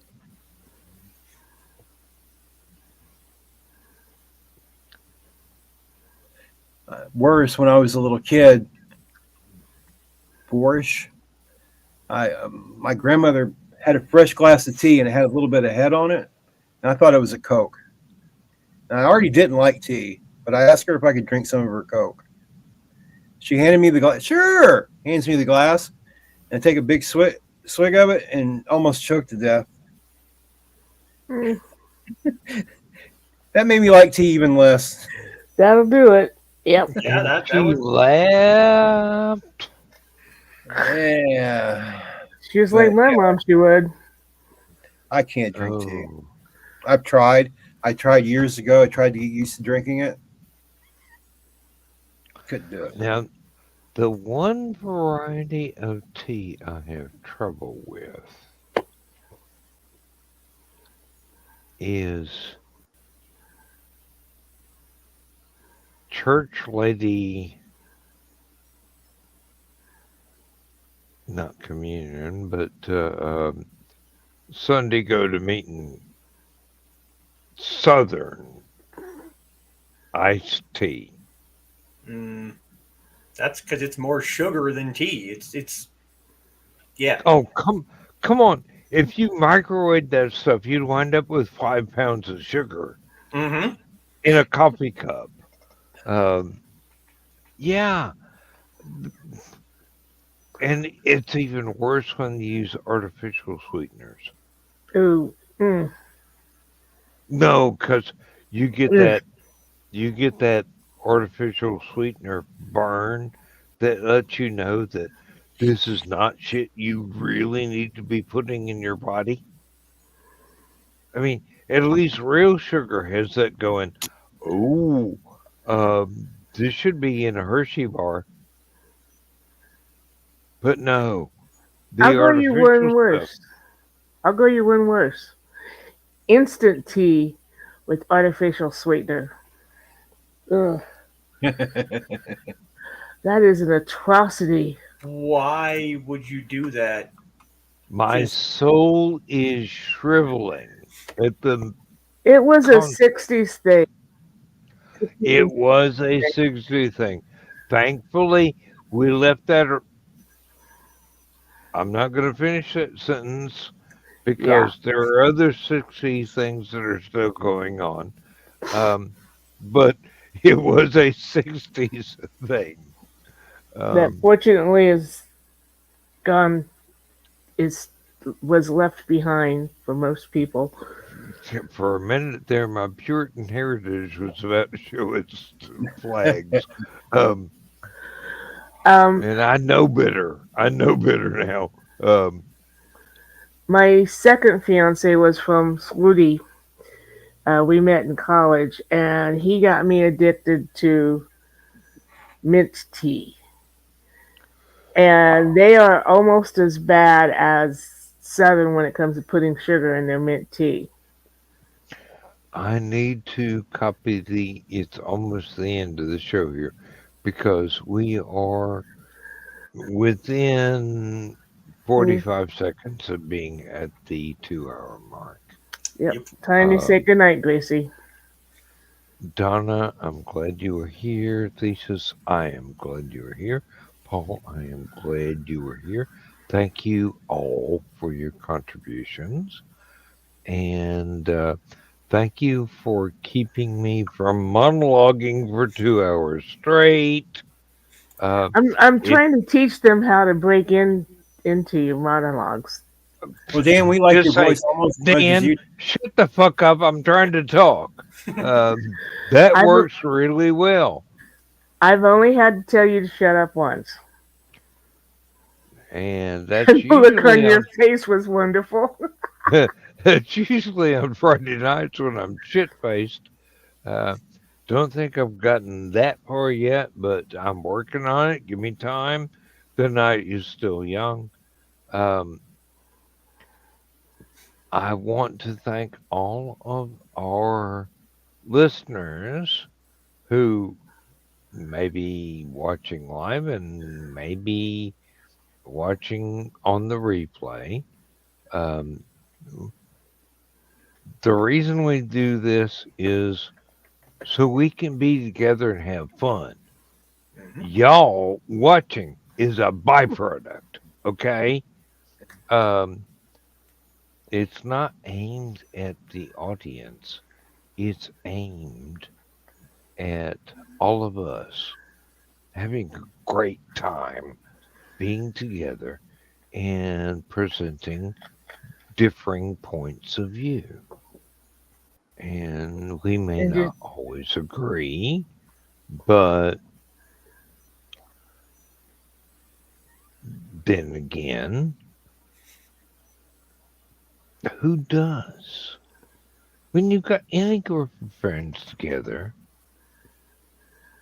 if there's some dominant point of view that determines everybody else's point of view, time to leave that group and find another one of your own, even if you've got to make it yourself. This is not Joe Dog's Last Man Standing. This is not Joe Dog's Stupid O'Clock. This is me going, hey, friends, tell me what you think. I think it's time to say goodnight, Dan. It's long past time to say goodnight.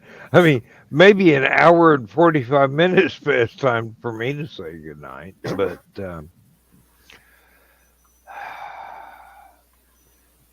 thank you all for being here.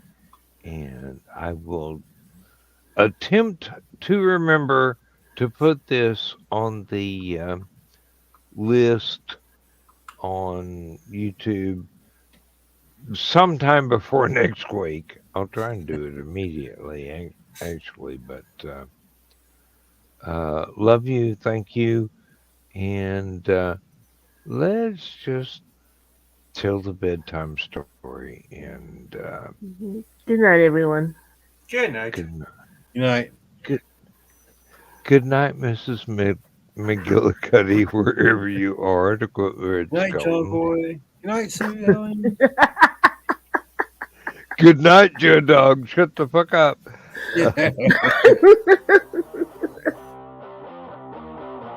Transmission overload. System will shut down.